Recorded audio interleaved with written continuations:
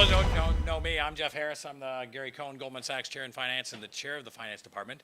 And actually, my pleasure today, I'm not going to dwell on my introductory because we have a very special introductory remarks today. And we're going to be broadcasting in Greg Philbeck, one of Professor Baker's co-authors on many of his books and co-editors on his books. So if you bear with me, we'll have a formal introduction here as soon as we get Greg online. And Greg goes back with Professor Baker quite a while. So hopefully live from Erie, Pennsylvania. Good afternoon, Greg. How are you?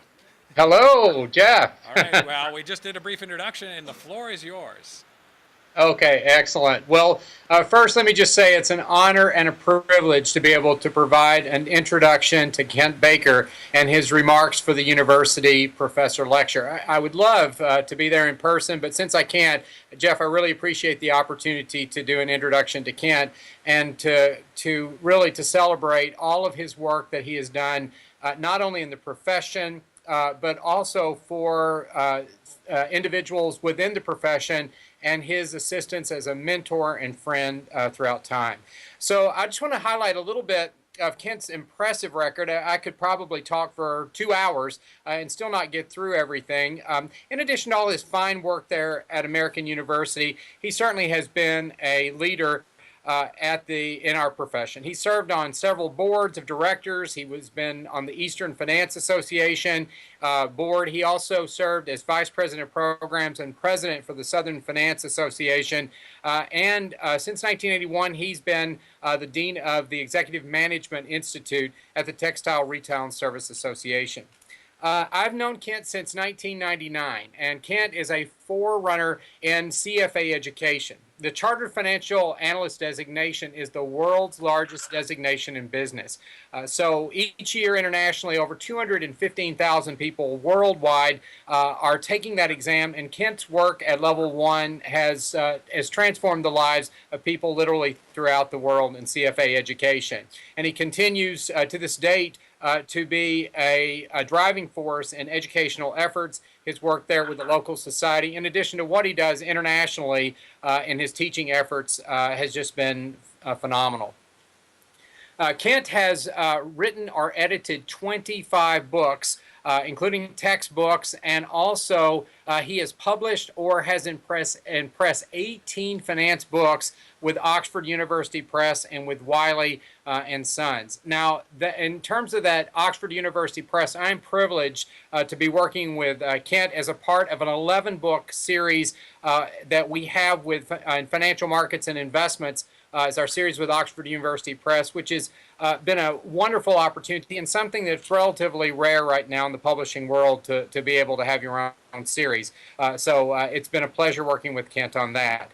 When you look at his research record, oh my gosh, 325 journal articles, 350 books and abstracts. He's published in the top journals in our profession.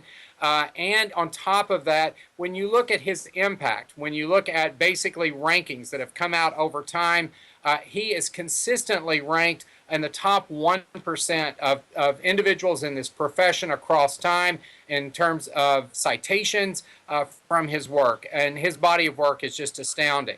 In addition to that, if you look at all of the work he's done in the consulting and training area, working with well over 100 organizations, 775 training programs, and there's no way of keeping right on top of these numbers. They're changing daily. But again, amazing work that he's done with respect to that.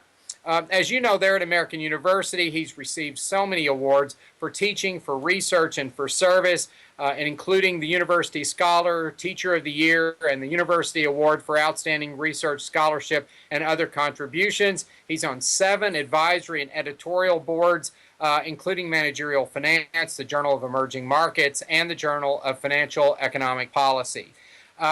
What I know Kent as is more than just his professional resume, which is in itself unbelievable. In fact, most people would be worn out just looking at all the great things he's done. But I'll tell you who he is as a person. He is a man of integrity. And when the name of Kent Baker comes up in front of anybody in this profession, they know him as a contributor, as a doer, as somebody that at this stage in his career could just be coasting along and yet continues to blaze new trails, to go into areas that he has not previously ventured, and with that, to make contributions that are just astounding in nature. He is a true mentor, and I've watched him through this process of working with him as a co-editor on this book series, the careful work he does to try to help many of these younger scholars as they are writing to be able to perfect their writing, to be able to bring greater precision, and the value added that comes with that work is just phenomenal. Kent Baker is a true friend and someone who I'm very, very honored to have the ability to introduce as part of today's activity. So with that, I'll turn it over to Kent Baker. Kent, best of luck today, and again, what a privilege it is to be able to introduce you. Thanks, Greg. I understand the wonderful book display that is outside. Adrian keeps me honest and makes things work, so that is certainly great. And all the others that were involved, I certainly do appreciate those particular efforts. Where are we going and how are we going to get there? Well, I'm going to take you on a little journey. I've had a passion for about the last, well, as it turns out, about 50 years of my life, where I started taking my first course in finance. I was an undergraduate student at Georgetown University, which is now the McDonough School. I was fortunate enough to have a full scholarship for 4 years at Georgetown. The only reason I mention that is the following. I only ever paid for one course. And that was a course taught in corporate finance that was given during the summer, hence not scheduled, not part of my scholarship, that at that time was taught by our dean. Those days, deans taught in being deans. Of course, things were less complex during those particular days. And from that moment, it became evident to me that that's what I wanted to do.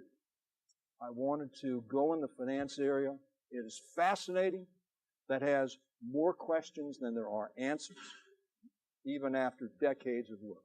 So I'm going to take you on a little journey that we're going to take a look at finance. I'm going to look at three objectives. But before I do, I'm going to take a look at Alice's Adventures in Wonderland. How many folks have ever read the book? Good. See, American University students, we can raise our hands. I say that elsewhere. So if I ever ask, did you see the movie by Johnny Depp? I get a lot of hands with Johnny Depp, even though one of his worst movies. But Alice, if you remember the story, Alice comes into Wonderland, my little depiction of Alice over there, and in the tree is the Cheshire Cat. And Alice turns to the cat and says, "Would you tell me, please, which way I should go?" And the cat says, "That depends on where you want to go to." Alice says, "Well, I don't know where." And the cat responds, "Then it doesn't matter which way you go." Well, that's a very important concept, not only in our lives and our professions, but also in talks. Right?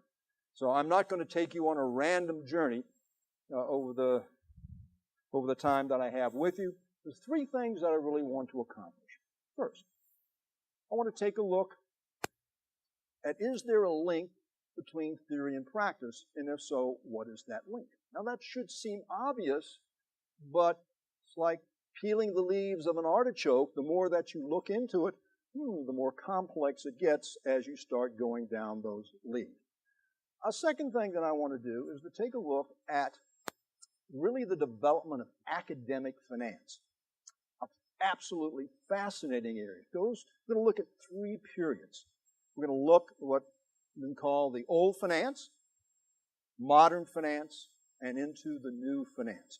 Now, in many cases, there's not an article, an event that will move you from one to the other.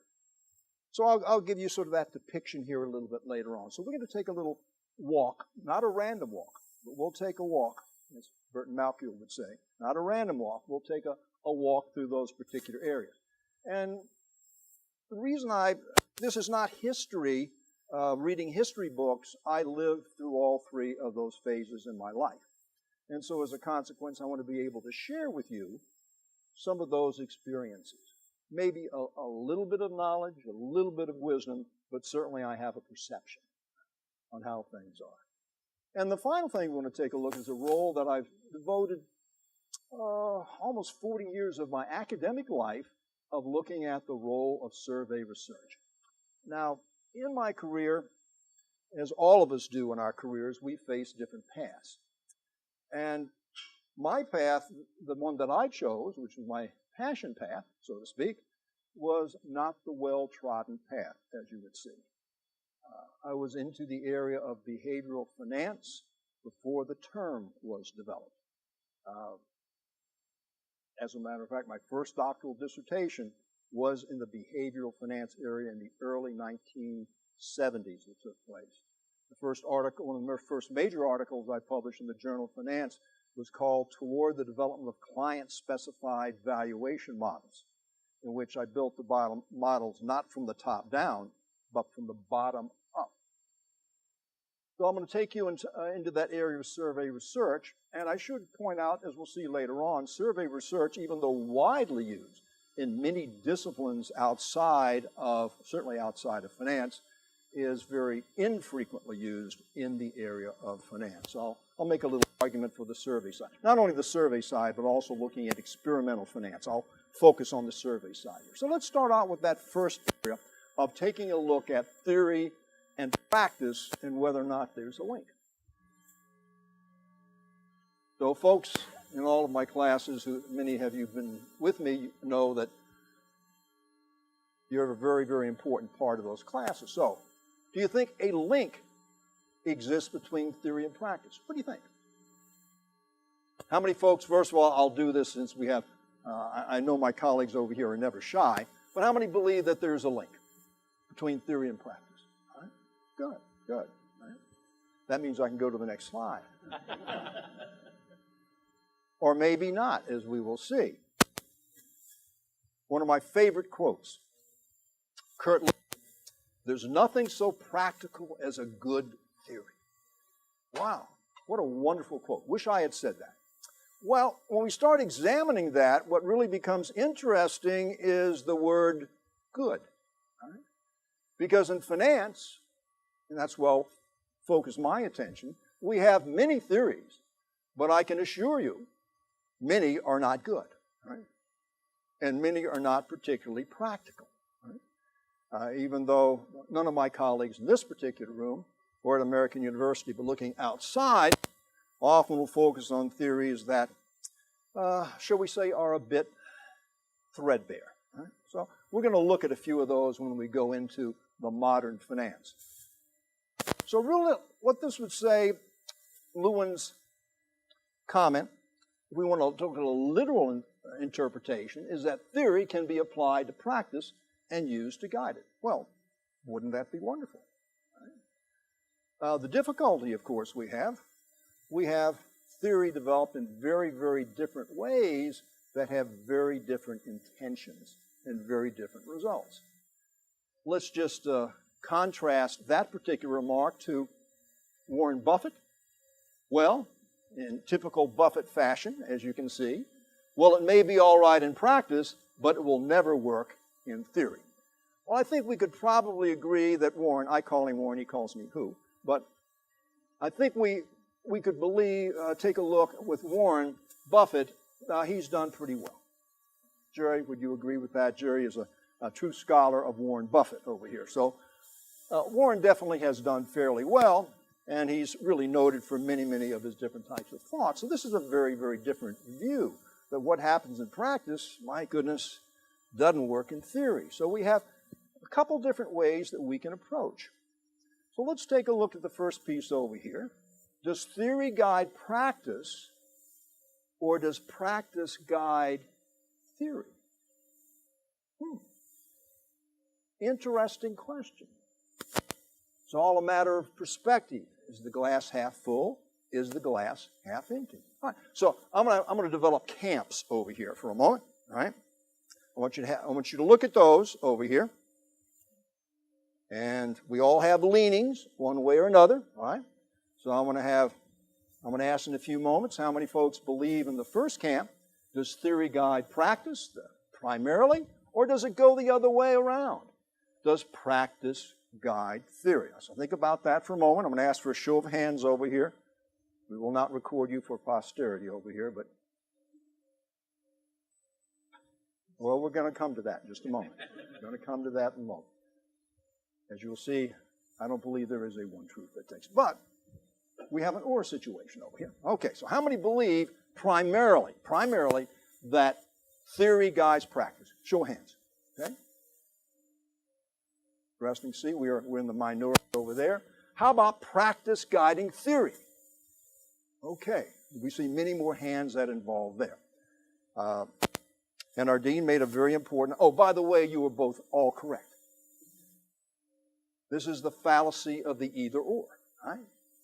You prefer to be shot or hanged. I prefer neither of those. Right? So what I'm trying to point out, as we will see, is that we can cross that bridge in theory and practice in either direction. Right? However, it's important to take a look at certain disciplines, such as finance, develops paradigms and approaches in which the bridge primarily goes in one direction when we cross. Right? And as we saw here, we can go in both directions. Theory can lead to practice, and practice can help develop theory. And we will see this in the development of academic finance. And we can look at theories in two basic ways. One is normative, right? And the other is positive. Okay? Normative theory essentially says what should be done, a norm. Right? This is how the world should behave. This is a very indirect approach. Right? It doesn't really look at behavior. Right? It says if these assumptions exist, this is the way the world should behave. And if the world doesn't behave that way, it's either a problem of the assumptions or people aren't as smart as the people who actually do things, as smart as those scholars and others who come up with those theories. And we can certainly question that. Right? So, should, very indirect approach. Right? On the other hand, we have a positive approach. A positive approach really is more of an inductive approach, more of a bottom-up approach as opposed to a top-down, which tends to be normative. That is described, uses logic to say what is, and uses direct observations of behavior to begin developing theory. Right? So we can go in either direction. And one is not necessarily better than the other, but if we go back to Lewin's comment, there's nothing so practical as a good theory. If we're coming from top down, we better have theory that actually is good if it's going to help guide practice. Does that make sense? Now, finance scholars, if you look at the development of how finance scholars tend to proceed in the theory-practice area, it tends to be normative, right? They say we can advance things more quickly, faster. If we create theories, we're going to make predictions about the way the world works. So this is pretty much the Ivy Tower top-down type of approach. And there are many, many examples of these, which we'll touch upon a few. And next, what we're going to do, we've developed the theory, we're then going to take a look at the data to see whether or not it corroborates or conforms to what our theory is. And most of the time in finance, at least many of the times in finance, if not most, it doesn't. Right? And we'll see why in a bit. So if the predictions are not supported, what typically do financial economists do? Right? Well, they'll try to refine the theories by modifying their assumptions. Right? And most of the initial models, many of which that you have read about, and I'll focus upon one a little bit later on, primarily the efficient market hypothesis, is based upon some highly restrictive types of assumptions in the way the world works. So we can refine the theories by altering the assumptions, or we can refine empirical tests. There's not a test out there that is not flawed in some way or another. Right? It may not necessarily conform to the nature of the data. So we can change the theories, change the assumptions, or refine the empirical test. However, that's primarily what's called traditional, classical, quote-unquote modern, even though it's not particularly new. That's typically the way it's done. But we can cross that bridge in a different way. And that's essentially what we're looking at in behavioral finance. very well-known person, Bob Haugen, wrote a book a few years back called The New Finance. I love his comment over here. If you really look at history, not simply finance, most of the major advances in the frontier of human knowledge did not follow the arrow running from theories into empirical tests. Rather, most of our greatest triumphs proceeded in the opposite direction from data to theory. And when we did our show and tell of our hands, we found most folks falling in that particular direction, right, of looking at data, right, and from that develop the theories, as opposed to developing the theories and see whether or not it's supported in the data. But what now? We have a normative approach. We have a positive approach. We can go across that bridge in either direction, even though the typical bias, if I can call that, since I'm in the area of behavioral finance myself, I'll call that a bias, is to go across that bridge in one direction. Right? What to do? Well, I like to bring sages, people with sage comments, who have great wisdom, that can help us figure out which way we would go. Who would be better than the late Yogi Berra, who died, a couple weeks ago? And Yogi's comment was, when you come to a fork in the road, take it. So that's what we're doing over here. We've got, oh, by the way, in his book, he had a number of books.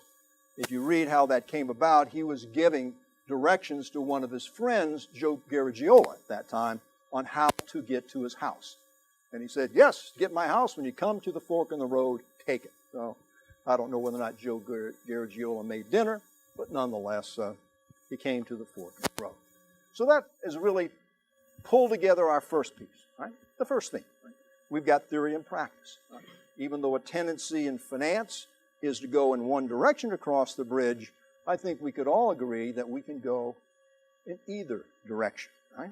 Both will have strengths, both will have weaknesses. So let's turn to the area of the evolution of academic finance. So I've got enough white hair to have gone through quite a bit of that evolution. So let's start out and take a look at where we're going. We've got three different areas, and again, there's not a particular article, a particular event that's going to demarcate the beginning and the end of these. We're going to start off with the old finance, aptly named. Okay. We go into what's called the modern finance, which isn't that modern, as we will see. And we have the new finance, often called behavioral finance. I'll simply use the term new finance over here. Behavioral is a large part, but it's not the only part of that particular model. I'll tend to focus on the behavioral side. So let's do a little picture up here. So I've done a timeline all the way back from the 30s up to the present. And if we take a look at these three different types of finance, we can pretty much divide them generally as the following. And we'll go through each one of these together. We've got the old finance that goes up into the 60s. We'll take a look at what the characteristics are, what the paradigms are, what some of the major proponents of those happen to be. We, of course, have the modern finance that goes all the way back to the 1950s, as we'll see with the early work of Harry Markowitz, founder of portfolio theory, up until sometime into the 2000s. And then we have the new finance. Now, we could actually push that back a bit of looking at some of the behavioral folks, such as Kahneman and Thaler, 1979, for example. However, they really didn't perfect that until the 90s, so I started in. This is where the new finance really started to take hold. There were a lot of rumblings since the mid-70s up. Okay, but I put sort of where the impact took place. So let's look at each one of these areas. Oh, and by the way, that's me. I was thinner at that particular time. Right. But as you can see, my education, at least being formally in school, spanned 25 years. From the early 60s through 1989. I guess I was a slow learner, but that's what it took to earn 8 degrees. So it took me a little while to do that. So notice I crossed all of those areas. Right? So let's take a look at sort of where I started.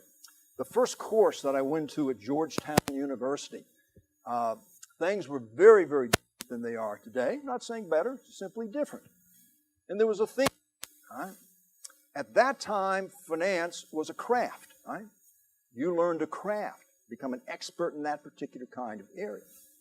And the analysis of financial statements and the nature of financial claims, that really was the thrust of finance at that particular time. Right? Not a huge amount of rigor when it comes to models, right? But my fellow colleagues in the accounting side will see the importance of that, and I still argue today, my goodness, if you're going to be a CFA charter holder, if you're going to be somebody in the finance area, if you're going to be an analyst, you can't have too much accounting. Right? Can't have too much accounting. Each one of these areas has paradigms that helps guide. A paradigm really is a pattern. This is the way that we do them. Right? And we looked at that time, the paradigms, first book I ever had, right, in investments. First edition was in 1934. I didn't have it in 1934. But the first book I ever had in investments was Graham and Dodd. Actually, it was Graham, Dodd, and Cottle. They added some folks. It originally came out in 1934. That was, pardon the expression, not trying to have a religious connotation, but that was the Bible in the finance area of investments, of which, by the way, Warren Buffett grew up looking at some of the valuation that took place on Graham and Dodd. And then, of course, you had looked at the other side, looking at financial claims, and the foundations were accounting and law. Very much a craft. Right? And I say that with great respect. Right? That craft portion, as we will see in modern finance, largely disappeared. Right? It's a very different look. So if we go over to modern finance, we take a look at valuation based upon rational economic behavior. Key word over here that we're going to see. We're looking at decision makers, whether or not they're investors, whether or not they're corporate managers, they are economically rational. We'll talk more about what that means. Major decision, foundation of modern finance is rational behavior, rational economic behavior. Paradigms. Now, I'm sure everybody in this room will recognize some of these topic areas and the contributors to those. We go all the way back, and you'll see, by the way, the University of Chicago will appear quite frequently in these events. We start off with optimization, mean variance optimization, Harry Markowitz, doctoral student, University of Chicago, right? Developed the underlying theories and the mathematics involving portfolio theory that was, frankly, exceptionally weak until that particular time. Harry Markowitz as a doctoral student in the early 50s, and then he had his major publications in 1952, 1950, his book in 1959 looking at portfolio theory.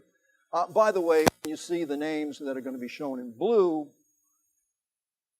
Nobel Prize winners. So Harry is still alive. The last time I checked, was teaching at the Rady School at University of San Diego. He's in his late 80s.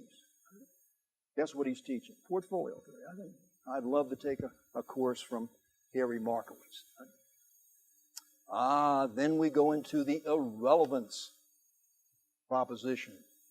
Modigliani and Miller, or Miller and Modigliani, the two M's. M&M's, they melt in your mind, not in your mouth. And essentially what they did is we take a look at capital structure, dividend policy, we're going to focus on the end. They said basically it's irrelevant, right? Based upon their series of assumptions. Right? Now later on, they admitted we never expected this to apply in practice, right? But we set up this particular model. If the world behaved this way, this is what should happen. Right? Notice both Nobel Prize winners. So obviously very important contributions. Then we come to something that every student who's ever gone through a business program in the last 30 years or plus has gone through the capital asset pricing model. Single factor model. We'll look at that just for a moment. Talk about assumptions. Right? This is a single factor model. This is the only thing that's important to explain returns is the market as measured by, what he knows measures by beta. I wonder, is the world of financial markets that simple that we can develop a model that there's only one factor? Well, as we know, of course not. That's like I said to a student the other day, come up with one word that describes you. And she looked at me and she said, amazing. Well, okay. I guess so. So it is an amazing model. Still is, if you look at capital budgeting, the most frequently used model today. All right? Today, looking at the U.S. and Canada of capital budgeting projects, that's used to determine the cost of the equity and also weighted average cost of capital. Still is the primary model that takes place today. How do we know that? By actually surveying people to find out what they do. Right? Now, notice we've got Sharpe, Lintner, and Jan Mosen. You say, gee, didn't they make a good contribution to that? Was it only Bill Sharpe from Stanford? No, Nobel Prizes can't be done posthumously. They were dead. Right? You don't give posthumous Nobel Prizes. Bill Sharpe was still alive when he received that in 1990. And the foundation, of course, financial economics. What a ring to that term. Right? Very important area. Right? So those are the paradigms there. When we come up and take a look at the new finance, again, rumblings were taking place in the very late 70s into the 80s, where they started to catch hold in the 1990s. Theme, inefficient markets. Where we took a look, did I forget Fama for a moment? Oh, can't forget Fama, right? Gene Fama, the efficient market hypothesis. We're going to focus more on that a little bit later on. Gene Fama, very recently, one of the 2013 recipients of the Nobel Prize, along with Hansen and Schiller. Okay? Schiller is on the opposite end of the spectrum of Fama. Schiller is a behavioral in the new finance, and Fama still is clinging to the old finance, one of the old guard. But then again, he has a Nobel Prize. Right? So we come to the new finance, inefficient markets. So things that were being, and we're going to focus on this a bit later, that markets, well, what is an efficient market? We're going to take a look at that in just a bit. Paradigms, inductive, bottom up, right? So we're going to look at what's happening and develop the models as opposed to develop the models and see whether or not they work. So it's coming the opposite end, going across the bridge from practice and theory, as opposed to the modern finance, typically from theory. Does it work in practice? Some work of Bob Haugen, Chin Roll and Ross, some of their work on risk. And where I'm going to focus the attention is on the behavioral side. That's a piece of the new finance. It's not all there is. True leaders in this area, Kahneman and Amos Tversky. Say, well, gee, why didn't Tversky get a Nobel Prize? He died at age 56. And Kahneman didn't receive his Nobel Prize until much later than that. Thaler, we're going to talk more about Thaler, has a wonderful new book out called Misbehaving. Right? It's not how you deal with your kids, it's really how you deal with the markets. And then, of course, Schiller, who's a Nobel Prize winner, shared the Nobel Prize with Gene Fama. Right? And, of course, what we look at here are statistics, economics, and psychology. Okay, very important. Now, I want to make a comment here before we go further. We've got these different paradigms. The paradigms are driving forces in those types of finance.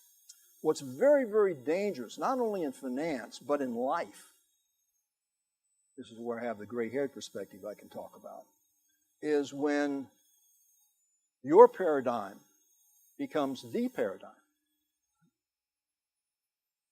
And when that happens, it becomes very, very difficult. Kuhn showed this years ago. Scientists showed that if you have information, data, that is inconsistent with what your paradigm is, it's almost impossible to see. So paradigms are fine, but when a paradigm becomes the paradigm, it can stifle a profession, it can lead to intolerance, it can lead to arrogance, and I will point out that many of the folks in financial economics under the modern finance have certainly been, all right, through my experience, intransigent in many cases and intolerant. All right? And that came about in many ways. All right? Wouldn't review articles that dealt with something that was not supporting the paradigm. Papers would not be accepted at conferences that existed. The modern finance. Let's take a look at a few things here. What does modern finance look at? Well, these are the ones, is the norm. It's the top down, all right? This is the classic ivory tower, right? Developed in the office, we don't have to look outside, right? We can simply develop that and then we'll get our data. This is how people should make decisions, their norms. Well, we can take many, many religions and other areas, social norms of what people should do, but is that the way people actually behave? Sometimes yes, more often no.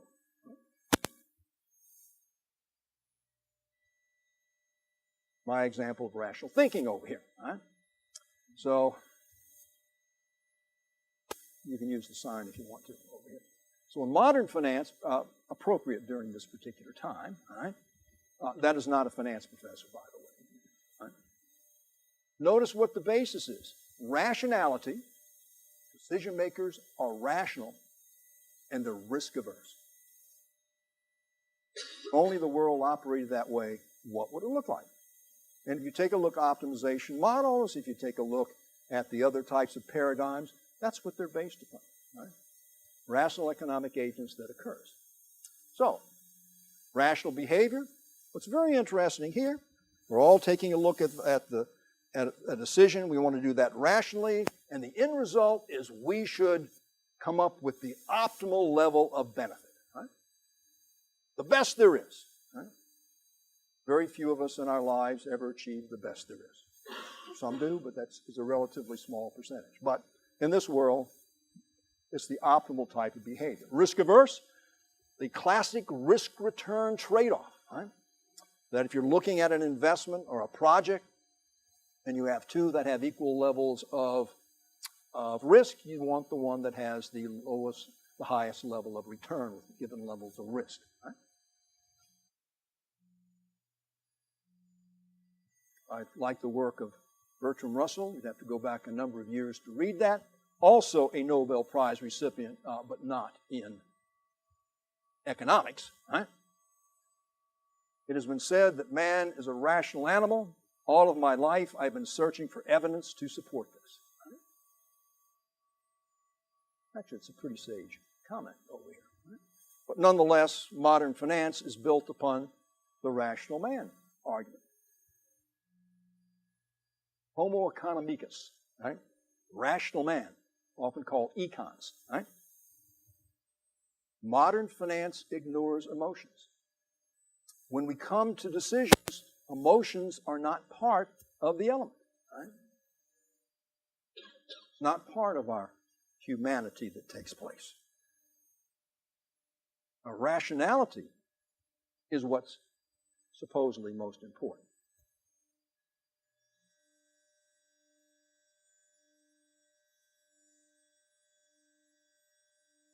I won't go through the cartoon. Right? Emotions are not a factor. They're not important. There's that's a pretty recent picture of Gene Fama, University of Chicago. And the reason I'm focused, I'm not picking on Gene. I wouldn't pick on Gene. He's done wonderful things. But a lot of these things that you hear over here, you should question every now and then, right? Of keeping an open mind. And this is what he was talking about, the efficient market hypothesis. We'll deal with this a little bit further and show you some of the difficulties that will take place.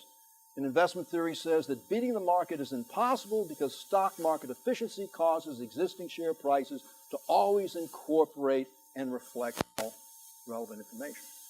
Wow. If that were true, what an easy task we would have as investors. Why? Because everything would be properly priced, right? We wouldn't have overvaluation or undervaluation. If we did, we'd have arbitrageurs that would come in and take advantage of that, right?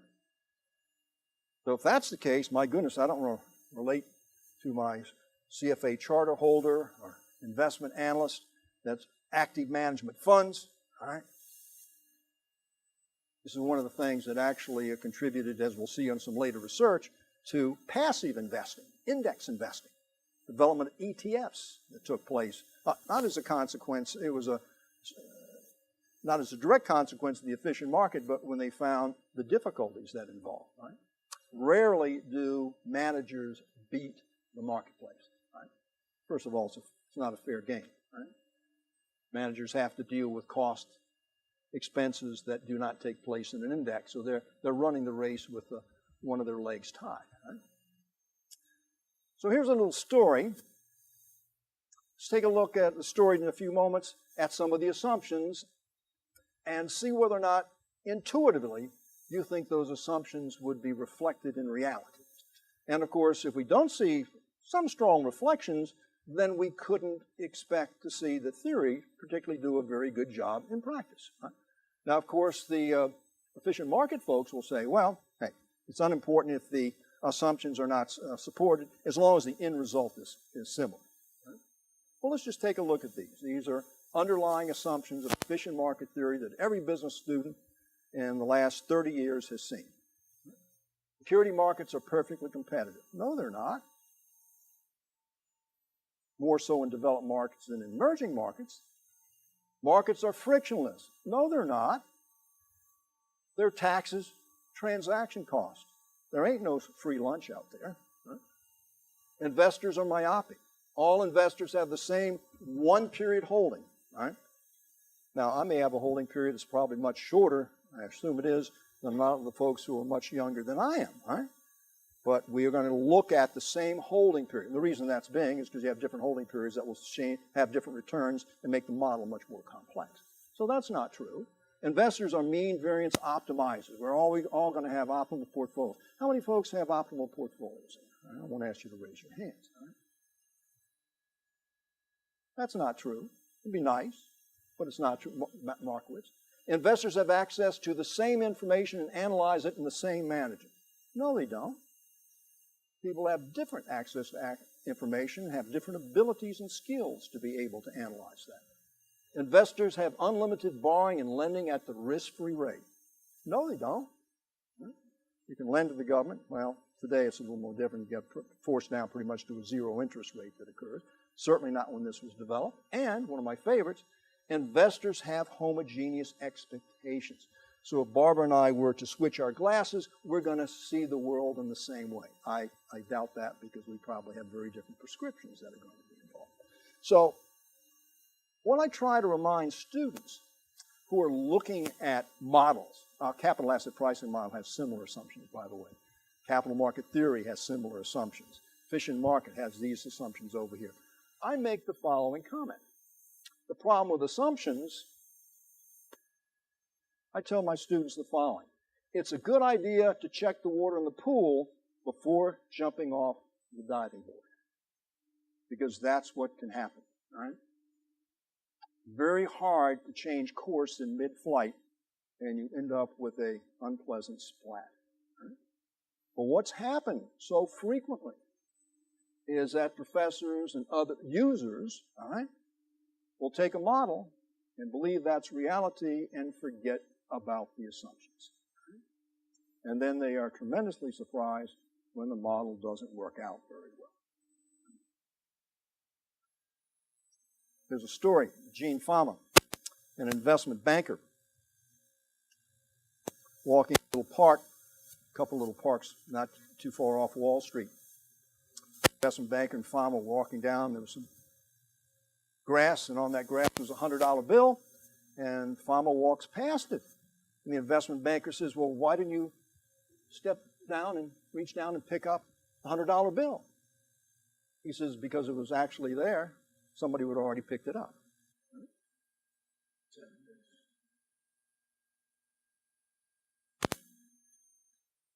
Also, Fama doesn't need another $100. Right? So, what Gene Fama did in the mid-'70s, actually this was efficient markets was part of his doctoral dissertation, But in the 1970s, he developed the efficient market hypothesis. Now, it's important to understand that we know from statistics that a hypothesis is a belief, right? He's not saying these things are necessarily true, right? Although I truly think that he believes this, right? But he developed three different forms, okay? So let's just look at those briefly over here. We have the weak form. This is all market information is already reflected in security prices. The market's very simple. So that's going to be the weak form. All market information, price, volume data, and largely what that would say, hey, if you're a technical analyst to a large degree that uses market type of information, basically you're not adding any value because the security prices are going to reflect all that market information. Yet we've got a lot of technical analysts out there. The most common kind of analysts we're going to have are going to be fundamental analysts over here. So here, there's a semi-strong form. Fama says, well, it's not only all market information, but all public information. All public information. Right?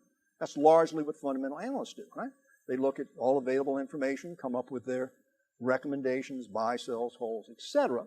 Of course, if that's true, what would it say on the value of fundamental analysts? They're wasting their time. They can't beat the marketplace. Right? Markets are perfectly efficient. Of course, the strong form says not only market information, but public, but all private information. So even if you had insider trading, you wouldn't be able to gain superior returns in the marketplace. Well, one of the wonderful things about Fama, and he's done many, many wonderful things, these were hypotheses.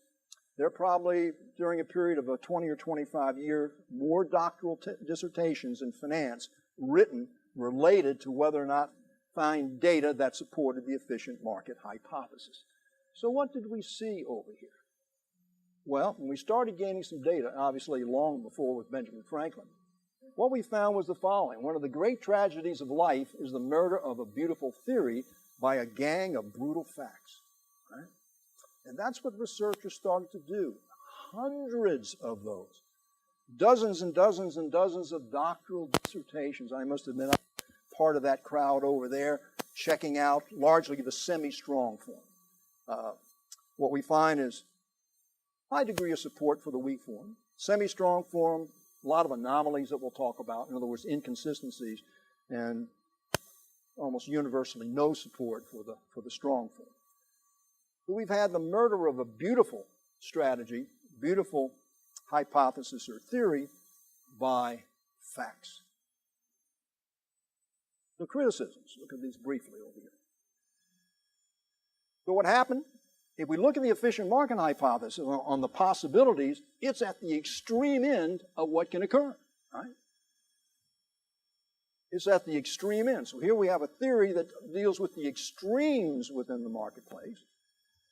Empirical evidence shows that we got all sorts of anomalies, inconsistencies. Talk about those a little bit more in the future. And then along comes behavioral economists, okay?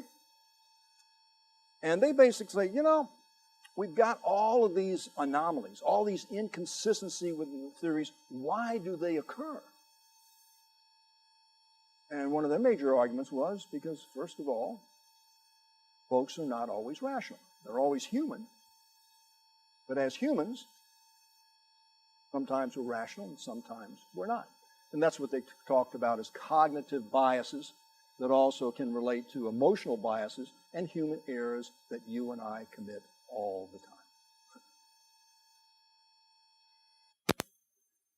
I'm just going to touch upon these. So, sort of my definition of anomaly is like holes in Swiss cheese. So the theory, the model, the hypothesis is the piece of cheese. The anomalies bite holes in it, right? And weaken that particular block of cheese. They weaken the theory. They weaken the explanation. And these are just a few. I'm not going to go through these. We've got these in our books. Different anomalies is what? Anomaly is simply looking at evidence that contradicts accepted behavior, right? Or accepted theoretical predictions, these top-down types of models. Calendar effects. I'll just do one or two of these and put up a few others. Calendar effects. Well, another assumption under efficient markets is information comes into the marketplace randomly. Hence, if that would occur, we wouldn't expect to see any differences in returns on Monday, Tuesday, Wednesday, Thursday, Friday, or we wouldn't expect differences that would occur in any of the months, right? If information truly came in randomly. Well, what do the data show? Right? They tend to be empirically based. What did the data show? What month in general shows the highest returns? January. Generally about during the first 10, 12 days of January. Read Bob Haugen's book, The Incredible January Effect, that talks about the rationale for that. Should one day, and this we can have differences, but I'm talking about statistically significant differences. Would we expect one day to have higher returns than the other based upon the efficient market hypothesis? No. Right? Which day has the highest returns if you look at those over time? Friday. Lowest returns, Monday. Right? Overreaction. Markets don't overreact, right? With the efficient market. In reality, they overact all the time. I'll give you some examples of that in a few moments. Momentum, all right? The basis of efficient market hypothesis is random walk theory, right? That you can't predict what the prices are, right? And yet, if you can take a look at a number of studies that actually do show in the short term momentum. For example, if you take a look at mutual funds, our next book will be coming out in November. It's on mutual funds and ETFs. If you look at the research on mutual funds, right, what we see is, of course, is that most managers cannot beat the marketplace. It depends on the year, but it's around 80% or so. But what happens over here at momentum, there is momentum that takes place in mutual funds, but it tends to be very, very short, usually 1 or 2 quarters. Size effects. Look over data over long periods of time. Small cap stocks on a risk-adjusted basis outperform large cap stocks. Shouldn't happen. Value effect. Value as opposed to growth. Value stocks over time on a risk-adjusted basis not in any very short period of time, tend to outperform growth stocks. Right? Closed-end funds that actually sell at a discount from what their market value should be, called the net asset value. Earnings surprises. The results, the market doesn't respond very quickly. It takes place over time. Initial IPOs. There tends to be overreaction where the stock, generally speaking, tends to go up dramatically, yet over the long term there's underperformance. And we could add dozens and dozens and dozens of others on top of these. Think about the housing bubble. Right? Think about the stock market bubble. It took place in 87, 89, etc. Right? Bubbles don't occur when you have efficient markets.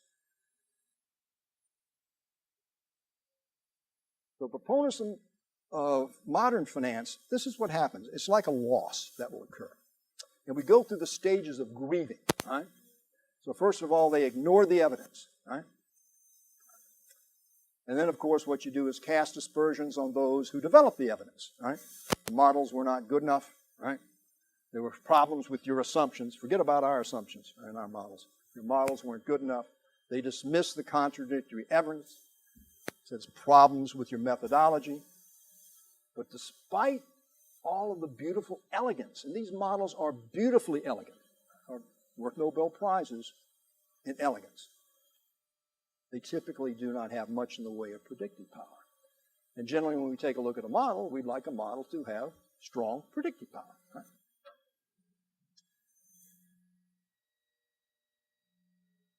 In theory, there's no difference between theory and practice, but in practice, there is. Right? Sort of almost goes back to Warren Buffett's quote. Well, let's sort of want to finish up the last piece over here and looking at finish the new finance and also the surveys to wrap up. Now, the new finance takes a very, very different look at the world. Right? Sees the world in a different way. You may say a better or a worse way, but sees the world differently. And this particular approach tries to understand why people behave as they are, why markets behave as they are, by observing behavior. It's amazing what you can really see when you look at something. Another Yogi Berra, right? For the new finance, it looks at psychological factors. Right? Why does the market differ from these wonderful theories that are developed in modern finance? Can we come up with better predictability? Now, it's interesting to note the following typically happens when you have paradigm shifts. Shifting from the modern to the new finance. Often, the people who start those paradigm shifts are not in the discipline, right? Because if they're in the discipline, you become a heretic, right? Going up against the established. When you take a look at the origins of behavioral finance, it did not come from financial economists, generally speaking. It generally came from psychologists, right? And others outside of the finance economics field. Why? They got nothing to lose, right? Got nothing to lose. It's kind of terrible to say, gee, what I've been teaching and what I've learned for the last 20, 25 years is obsolete. Nobody likes to admit being obsolete that takes place. Right? So they have nothing to lose. And when you take a look at Kahneman, take a look at Tversky, they're psychologists that take place. Right? So behavioral finance looks at the how, right? And also individuals, you and me, all right, we're very, very different in how we behave from what the academic model said. So here we're going on the other side of the bridge. We're going from practice to look at theory. And much of that is another great comment. To understand the actual world as it is, not as we should wish it to be, is the beginning of wisdom. Such a handsome guy, I thought I'd put him up there twice. Right? But I'm going to demonstrate behavioral finance here in just a few moments. Right?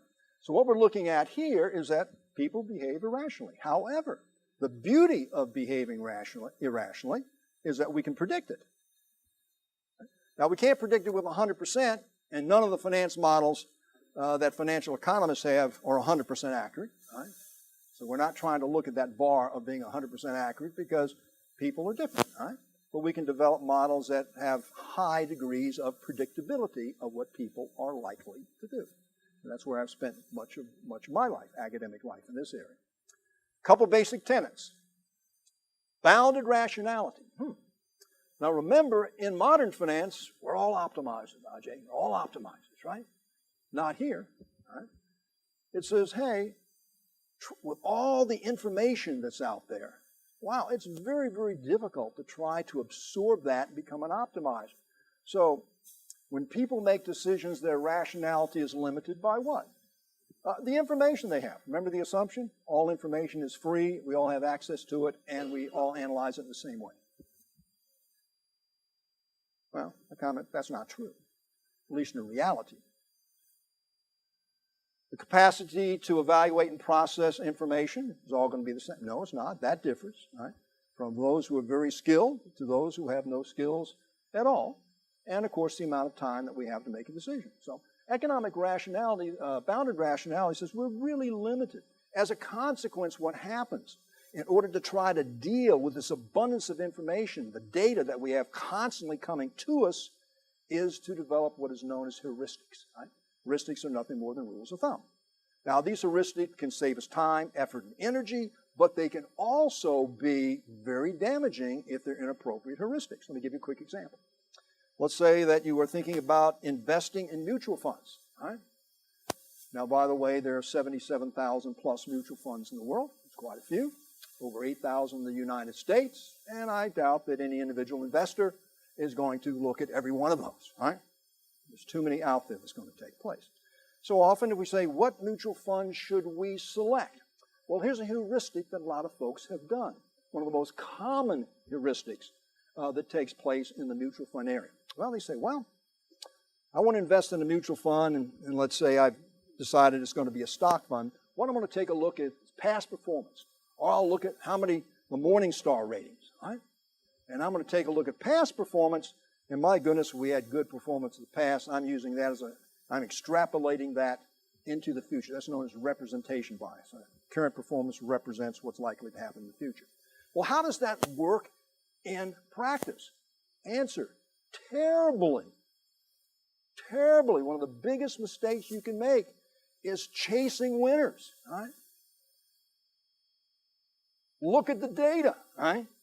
Not my opinion. Look at the data. Dozens of studies over here. Because what happens? Yesterday's winners are likely to become tomorrow's losers that take place. There actually is mean reversion that will occur. However, it is a good heuristic empirically that if you see a past loser, the potential is they will continue to be past losers. All right. That part of the equation is not too bad. However, you also look at some of the most recent data that takes place on winners. Yes, there is a situation that there is momentum in a number of those actively managed funds, but it's very, very short. A couple quarters that takes place. Very short that takes place. Right? So that can make huge differences in portfolios. Some other tenants. So as a consequence, since we have all this information, it's almost impossible to optimize, right? Unless we have infinite resources and time. Hence, we satisfy. It goes back to Herbert Simon, back in the 1950s. Simon won a Nobel Prize in part for his work in satisficing. So we don't try to optimize over here. What we essentially do is to satisfy, which comes from the Latin root satis, meaning enough. Right? So where most folks are satisfied with enough, as opposed to that holy grail of optimizing, which is almost impossible to achieve, right? Except in models. Right? I'll read the cartoon if you have some. So this is Calvin and Hobbes. If you could wish for anything, what would it be? A big sunny field to be in. A stupid field? You've got that now. Think big. Think riches, power. Pretend you can have anything. Actually, it's hard to argue with someone who looks so happy. I've never been an optimizer. I've tried to be a satisficer in my life. It's very difficult to optimize. Now, we're all Homo economicus, the rational man, or econs I talk about. That's modern finance. All right? This, to a large degree, is behavioral finance. A little bit of amusement on the side. In practice, people act more like Homo sapiens than Homo economicus, right? Than rational man. Right? Think about your behavior. Look at investors. Talk with any wealth manager. All right? You will see this will be the case. All right, now we've got an experiment. Okay? You don't need pens and paper, but if you have that, I'm going to give you an example over here, and I want to have you look at this. We're going to have two choices, and you're going to choose between one or the other. And Iran, no, you can't take both. Right?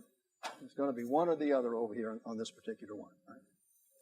So assume you have $1,000 and must choose one of the following. Right? And you may want to write it down or keep in your head whether or not you did A or B. Okay? All we have is A's and B's here.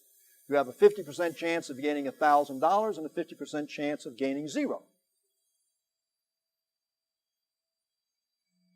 Choice B, you have a 100% chance of gaining 500. Which would you choose, A or B? Keep that in your mind, right? A or B. Folks are doing the mathematics. Same situation. Assume you have $1,000 and must choose one of the following. You have a 50% chance of losing A. Oh, let's go back here just for a moment. We'll get some hands up for a moment. How many folks chose A? How many folks chose A? Okay.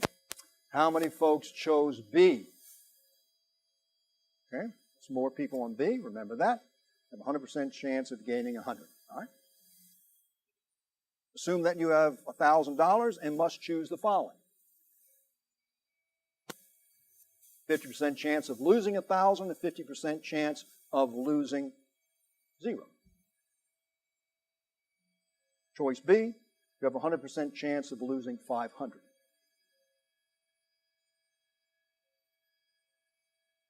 How many folks prefer A? How many folks prefer B? Okay, not too many hands there. All right. Well, this is a Kahneman-Tversky very famous example with different numbers. All right. So we look at this. Which would you choose in each? All right. So you pick your A and B. The logical choice would be to pick either A or B in both situations because they are consistent rationally in how a rational decision maker will make that decision. All right. How many folks in both of those selected A? One hand, two hands. How many in both situations selected B? Again, scattering of 4 or 5 hands. Well, that's exactly what this experiment is supposed to show. People selecting B would have more risk averse than those that are selecting A. If you take a look at what the trade-offs are going to be. Evidence shows overwhelming that the majority of people chose B. Isn't that what we saw in the first? And for the next, chose A for number 2. Isn't that what happened in here? We have the overwhelming majority, which basically said what? You're not being rational. You've changed your decision-making criteria. Right? You look at those, both with A, both B, that is the rational decision and would show higher or lower degrees of risk aversion, but you're showing consistency that would occur. Not the case. Right? Thank you, Kahneman and Tversky. Right? So the implication is we're looking for reasonable gains. All right? All right? We hate losses. All right? So we'll become more risk averse when we take losses because we hate the losses that are going to take place. Right? So hence we'll be inconsistent in our decisions on whether or not we are more risk averse and more risk taking. So people weigh losses more heavily than the gains. Right? I give my example of my students. Let's assume you're coming in taking an exam and you expected to get a B and you got an A. Well, you're happy about that. You got a gain, something that was above. You took the same exam and you got a C, but you expected a B. Right? Well, a C is equidistant from a B as an A is equidistant, just the opposite direction. Right? The difference between the amount of joy you get from the A is not nearly as great as the pain that you receive with getting the C. Right? Behavioral finance can describe that. Right? Not rational behavior, not modern finance, because joy, there's no emotions that take place. Right? There's no joy, there's no pain in the world. Right? Now, Kahneman and Tversky came up with prospect theory because it was a catchy name. That's how they came up with it. To try to describe real-world situations. We're going to take a look at another experiment. So, you've supported Kahneman and Tversky. Thank you very much. All right? So individuals place more emphasis on gains rather than losses, and as a result will try to make decisions that contribute to gains. Right? Love gains, hate losses. Right? $1, and I'll show you this in a few moments. So prospect theory takes a look at the irrational tendency right, that we have to be less willing to gamble with profits than with losses, and that's what was shown on the last. We were willing to take B on the other one because we didn't want to have we didn't want to have the situation of an absolute loss. We'll take a bigger gamble with the loss because we hate losses so much. And this is the framing effect. All right. So how you frame a question, how you pose a question, and that was the book on Nudge. If you happen to read that wonderful book, will affect greatly how we look at a situation. So let's talk about this just for a moment. So what we're saying here is the difference in gains. We'd have a linear function that would take place over here, and in rational finance, the amount of loss and the amount of gain would amount to be the same, not in behavioral finance. So let's do another experiment over here. Experiment number 2. These are going to be A, B, C, and D, right? And see what your decision would be. Imagine that the United States is preparing for an outbreak of an unusual Asian disease, which is expected to kill 6,000 people, or 600 people. You've got 2 alternative programs to combat the disease have been proposed. And you're going to assume that the exact science estimate of the consequences of the programs is as follows. In other words, you don't have any uncertainty about the probabilities that have been given. Right? So we're going to assume that the data are good data. Right? So let's take a look at the first one over here. Program A is adopted. 200 people will be saved. Okay?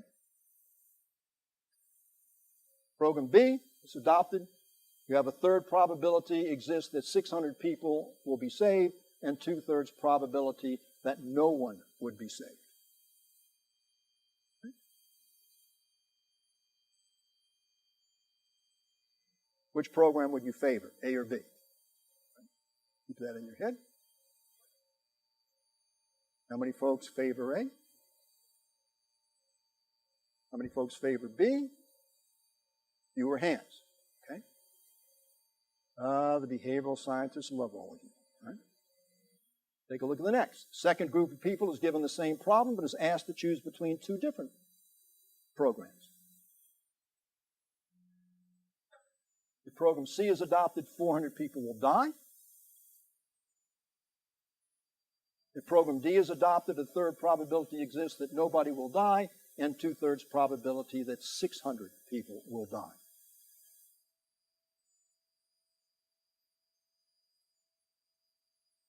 Expected values are the same, of course, on these, right?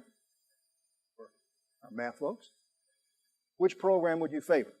How many folks favor C? How many folks favor D? How many folks don't give a damn? Check out those over here. Well, we didn't have all the people, we just had slight folks raise their hands over here. So, experiment 2.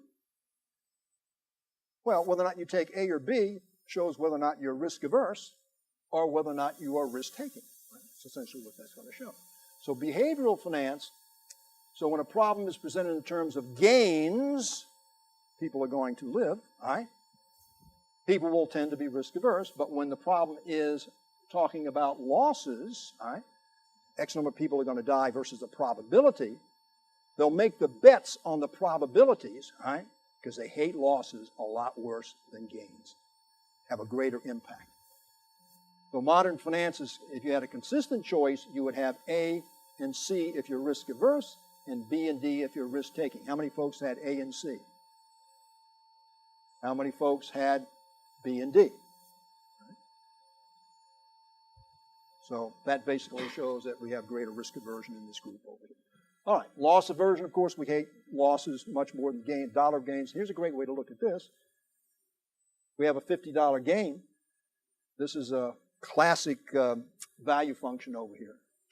And you take a look at what the impact of the $50 loss. Again, $50 gain, $50 loss. When we take a look at how much pain and how much joy, right, we get, this is how much the gain is going to be worth, right? Because again, we have, again, not a linear function. But notice the pain, right? You lose $50 is much more painful than winning $50. And behavioral science shows that's somewhere in the neighborhood of a little over 2.5 times. Right? So dollar of joy and dollar in gain, dollar in loss are not the same thing. Right? And that's what's shown over here. All right, I'm going to tell you one of my favorite stories, right, to illustrate this. Then we're going to wrap up the final very short piece. House money effect. Anybody ever heard the house money effect? House money, you think about a casino, right? So the house money effect is a tendency when investors have money or profits, they will tend to take greater degrees of risk, right? Because they view that as house money, not their own money, right? Even though it is, right? We separate those and what the behavioral scientists would call, behavioral finance folks, into mental accounts, right? Money that's mine and money that's not. So let me tell you the story about the green bathrobe, right? Now, anybody been to Las Vegas? Folks won't admit that. That's good. Well, obviously, Las Vegas was not built upon rational decision makers. Right? Our utility maximization and optimization. Right? You don't build those billion-dollar casinos or X $100 million casinos. That's exactly the outcome. You're risk lovers. Right? You're risk lovers that take place. Right? So, story of the green bathroom. Couple got married, and they went to Las Vegas, and they received some money.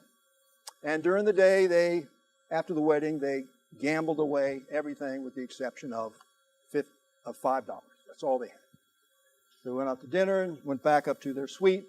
It's Caesar's Palace. That's why they have the green bathrobe. At that time, they were wearing green bathrobes at Caesar's Palace. Right? So if you've been to Las Vegas, you know there's a lot of light that takes place. Right? And so the groom put that $5 chip right over here next to the nightstand. Around 2, 3 o'clock in the morning, the light came in, happened to hit it, and happened to wake him up. So he grabs his $5 chip, puts on the green bathrobe, flip-flops, goes down the stairs. Right? Mary's shaking her head. She's wondering what's coming over here. Right? So he goes downstairs, and he places his $5 chip on 17. Right? Now, roulette's all a matter of probabilities. Right?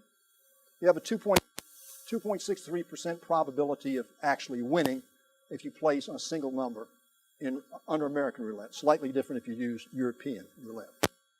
Slightly different payoff the way they're set up. So he puts it on 17. The wheel goes around and round and round, hits 17. Takes all that money, says, let it ride. Goes around and round and round and round, hits 17. Right? Well, keep the story fairly short. It keeps going around and around. It keeps placing all that money back on 17. Well, anybody who's taken statistics with Ed Ross or anybody else knows that the probability of those happening multiple times is almost infinitesimally small. Right? But after a short period of time, he had won $250,000. So the pit boss says, you're not going to play anymore. Right? I'll give you a limousine if you want to go to another casino. Jumps in the limousine, takes his money, goes over to the other casino, starts playing 17. Goes around and round and round and round. We'll make a long story short, he loses all of his money. They send him back in the limousine back to his hotel. He goes up the elevator wearing his green bathrobe and the flip-flops. Jumps into bed. His bride turns to him and says, where have you been? He says, well, I've been out gambling. He says, how'd you do? He says, not too bad. I only lost $5. Never viewed the $250,000 as his own money, right? $5. Modern finance cannot explain that. Behavioral finance can. House money effect. All right. So behavioral finance, we have a beautiful book display out there. Right? These are some books that I've done in behavioral finance. This one came out in, 2011. It's a very, very good seller. This was the first book ever done for financial planners. It's done exceptionally well. Our next book will be, after November, our next book will be on financial behavior, which will be, again, another unique type of book in this particular field. Richard Thaler, again, from Chicago. Great comment over here. When all economies are equally open-minded and are willing to incorporate important variables in their work, even though the rational model says those variables are supposedly irrelevant, the field of behavioral economics will disappear. That has not happened, obviously, yet. Right? Thaler's a pretty smart guy, though. Last book sold 750,000 copies, so he did well. So let's wrap up this and take a look at the final short piece. And this is on survey research. Right?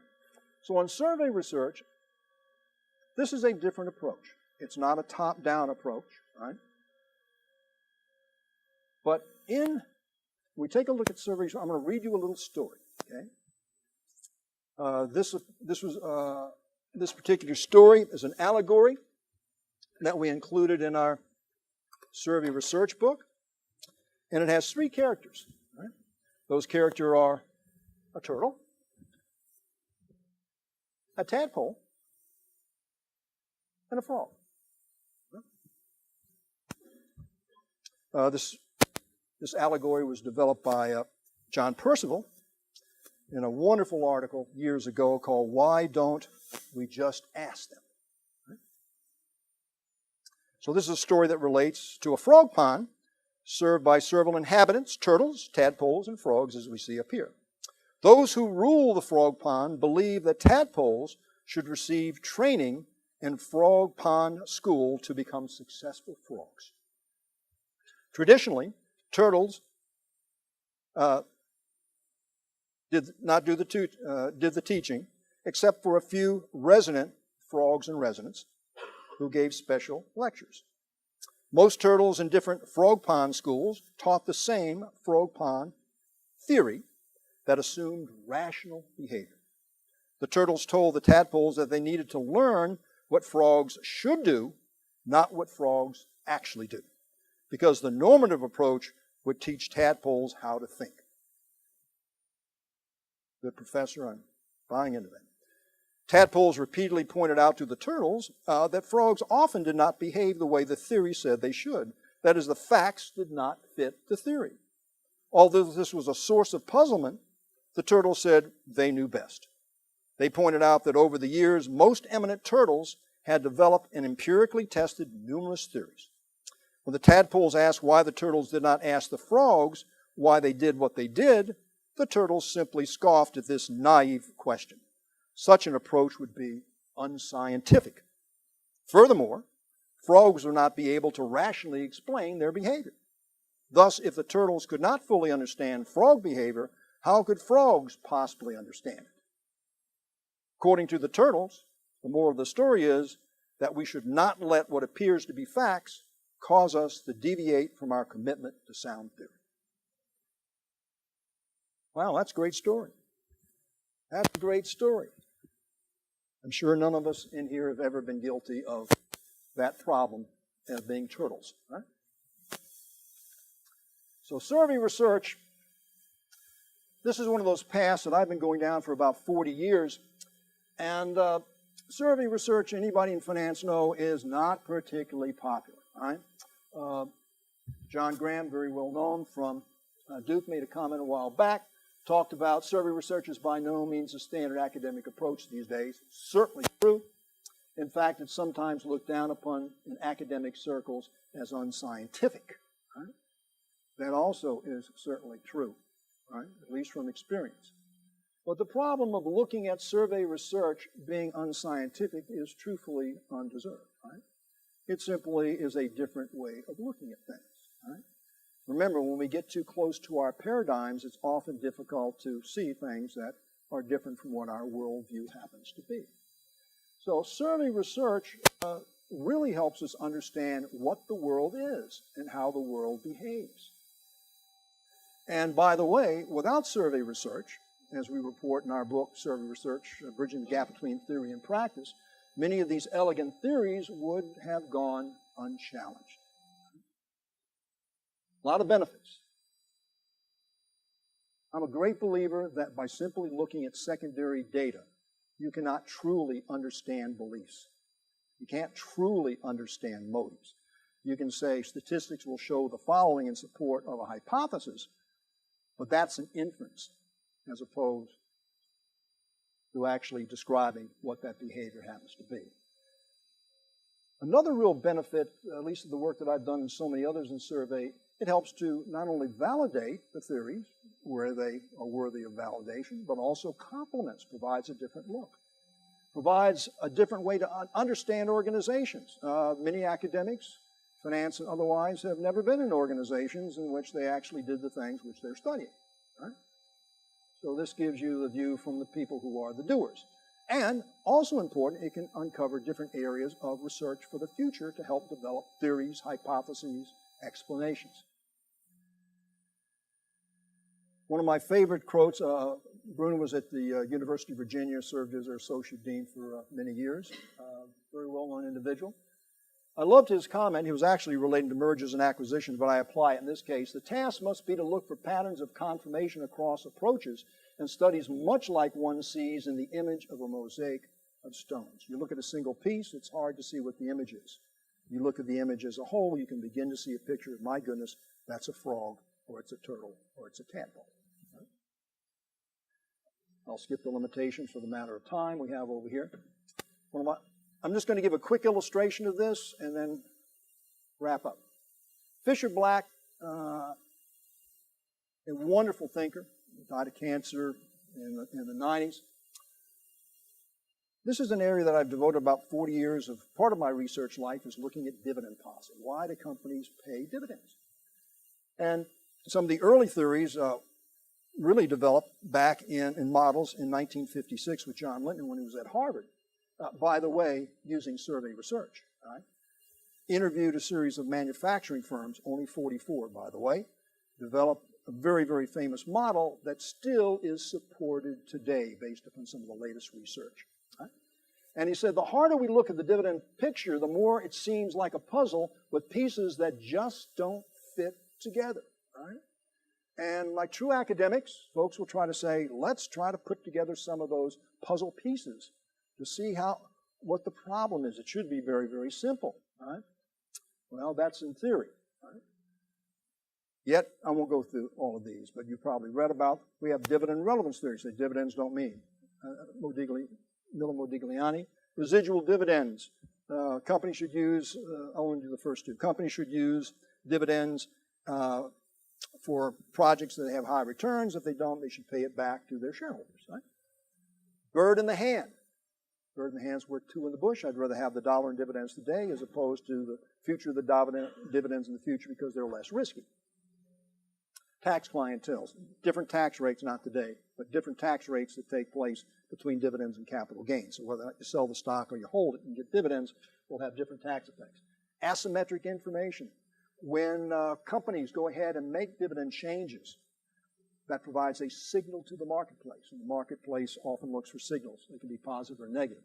Agency theory. Well, we should pay out the dividends because if we leave it in the hands of the managers, they're going to use it to their own benefit and not necessarily benefit the shareholders. Firm life cycle. Companies, when they first start out, they can't afford to pay dividends. They're going to use that, any kind of funds that they have for internal growth. When they become more mature, they're going to start paying it out. And of course, catering theory says we do whatever our investors want. Baker and Malcolm, not this Baker, but another Malcolm. One of my favorite critics is H.L. Mencken. What a handsome man over here in Baltimore, you probably remember. For every complex problem, there's an answer that is clearly simple, clear, simple, and wrong. And if we take a look at all of those theories, right, they clearly are simple, and many of them, frankly, are wrong. How do we find that out? Well, this was a quote. This was a study I published this year of looking back over the last 60 years on dividend studies. Wrapping up here in just a moment. And what we see over here, no universal set of factors is appropriate for all firms because dividend policy is sensitive to a wide variety of different factors relating to the firm, the market, etc. What's taken place in the past is a universal one-size-fits-all. Well, unless you're O.J. Simpson, one side does not fit all because that didn't fit the hand. So here, I figured on the 20th anniversary I would bring that up over here. These models are too simplistic, and we propose a different way of dealing with that. And we discuss the merits of survey research, and this particular book, Oxford University Press, was the first book ever published in the corporate finance area. We basically reviewed every major study in corporate finance over the last 60 years and then set up of showing where we were and what needed to be. Right? And this is a book I did back in 2009, which is still considered the most comprehensive book in the area of dividends and dividend policy. So to wrap up, final observations.